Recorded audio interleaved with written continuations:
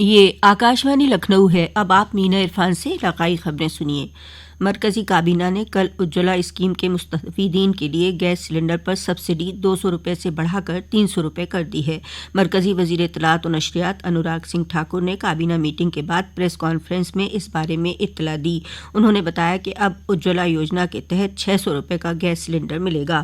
انہوں نے یہ بھی بتایا کہ کابینہ نے قومی ہلدی بورڈ کی تشکیل کو بھی منظوری دے دی ہے۔ قومی ہلدی بورڈ ملک میں ہلدی اور ہلدی کی مصنوعات کے فروغ پر زور دے گا۔ مرکزی وزیر نے بتایا کہ کرشنا ڈسپیوٹ ٹرائبیونل نے آندھرا پردیش اور تلنگانہ کے درمیان پانی بنٹوارے کے لیے نئے ضابطوں کو منظوری دی ہے۔ وزیر اعلیٰ یوگی آدتیہ ناتھ نے اجولا اسکیم میں گیس کنیکشن کے دام گھٹنے پر مبارکباد دیتے ہوئے کہا کہ خواتین کی بہبود اور غریبوں کی فلاح کے لیے یہ فیصلہ وزیر اعظم کے ذریعے لیا گیا ہے، جو قابل ستائش ہے۔ وزیر اعلیٰ یوگی آدتیہ ناتھ نے اراضی تنازعات اور عوامی مسائل کا تصفیہ ترجیحی بنیاد پر کرنے کی افسران کو ہدایت دی۔ کل بستی میں ایک جائزہ میٹنگ میں انہوں نے افسران سے کہا کہ وہ عوامی نمائندوں سے مستقل رابطہ قائم رکھیں۔ بستی منطقے کے 3 اضلاع بستی، سنت کبیر نگر اور سدھارتھ نگر کی جائزہ میٹنگ کے دوران انہوں نے عوامی نمائندوں کو اٹل اقامتی اسکولوں کا دورہ کرنے کی ہدایت دی۔ اس کے علاوہ اراضی مافیا، کان کنی اور دیگر مافیاؤں کے خلاف سخت کارروائی کی بھی ہدایت کی۔ انہوں نے افسروں سے کہا کہ پیمائش اور نام منتقلی کے معاملات کا 48 گھنٹے کے اندر تصفیہ ہو۔ انہوں نے کہا کہ اراضی تنازع میں کوئی واردات ہونے پر متعلقہ ضلع اور تحصیل کی ذمہ داری طے کی جائے گی۔ وزیر اعلیٰ نے کہا کہ کسی بھی کمزور، غریب اور تاجر کی زمین پر کوئی قبضہ نہ کرنے پائے اور شہر کے خاص مقامات اور بازاروں میں CCTV کیمرے لگوائے جائیں تاکہ جرائم کو قابو کرنے میں مدد ملے۔ بستی دورے کے دوران وزیر اعلیٰ نے مہرشی وششٹھ میڈیکل کالج کا معائنہ بھی کیا۔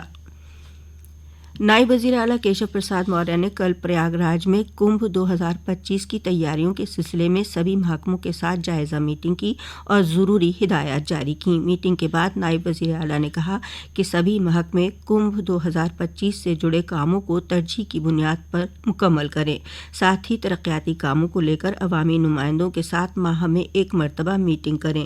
انہوں نے ترقیاتی کاموں میں کسی بھی قسم کی لاپرواہی نہ کرنے کی ہدایت دی۔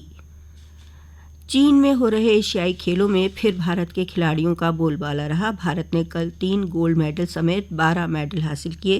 صرف ایتھلیٹکس میں 7 میڈل حاصل کیے۔ نیرج چوپڑا نے بھالا پھینک میں بہترین مظاہرہ کرتے ہوئے 88.88 میٹر دوری کے ساتھ گولڈ میڈل حاصل کیا، جبکہ کشور جینا نے 87.54 میٹر کی دوری طے کر کے ملک کو سلور میڈل دلایا۔ ہندوستان کے لیے ریلے ریس میں انس، اموج جیکب، اجمل اور راجیش رمیش نے گولڈ میڈل حاصل کیے۔ تیر انداز اوجس اور جیوتی نے کمپاؤنڈ مکسڈ ڈبل میں گولڈ میڈل جیتا۔ بھارت کے 18 گولڈ میڈل سمیت 81 میڈل ہو گئے ہیں، جو ایشیائی کھیلوں میں سب سے بہترین مظاہرہ ہے۔ 48 میچوں کی ون ڈے عالمی کپ سیریز آج سے احمد آباد کے نریندر مودی اسٹیڈیم میں شروع ہو رہی ہے، جس کی شروعات برطانیہ اور نیوزی لینڈ کے درمیان ہونے والے میچ سے ہوگی۔ اس عالمی کپ میں جو ٹیمیں حصہ لے رہی ہیں ان میں بھارت، پاکستان، آسٹریلیا، افغانستان، بنگلہ دیش، نیدرلینڈ اور جنوبی افریقہ شامل ہیں۔ افتتاحی میچ، بھارت پاک مقابلہ اور فائنل میچ احمد آباد میں کھیلے جائیں گے، جبکہ سیمی فائنل کو کولکتہ اور ممبئی میں کھیلے جائیں گے۔ آئندہ سال ہونے والے لوک سبھا انتخابات کے مد نظر بھارت الیکشن کمیشن تیاریوں میں جٹ گیا ہے۔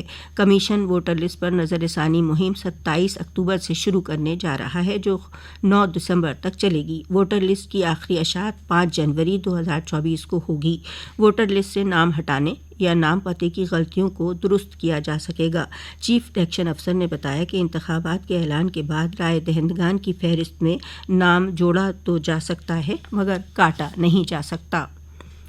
متھرا کے فرحہ بلاک کا جھنڈی پور گاؤں ملک کا پہلا شہید جوان کی یاد میں آرمی ٹینک رکھنے والا گاؤں بن گیا ہے۔ یہاں شہید ببلو سنگھ کے میموریل پر یہ ٹینک فوج کی طرف سے رکھا گیا ہے۔ یہ T-55 ٹینک پونے سے لایا گیا ہے۔ گاؤں میں چاروں طرف خوشی اور جوش کا ماحول ہے۔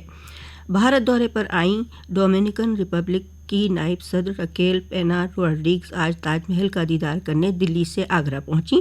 ان کے ساتھ 19 رکنی اعلیٰ سطحی وفد بھی ہے۔ وہ 2 بجے کے قریب تاج محل دیکھنے جائیں گی اور آج شام دلی واپس ہو جائیں گی۔ اسی کے ساتھ آکاشوانی لکھنؤ سے علاقائی خبروں کا بلیٹن اب ختم ہوا۔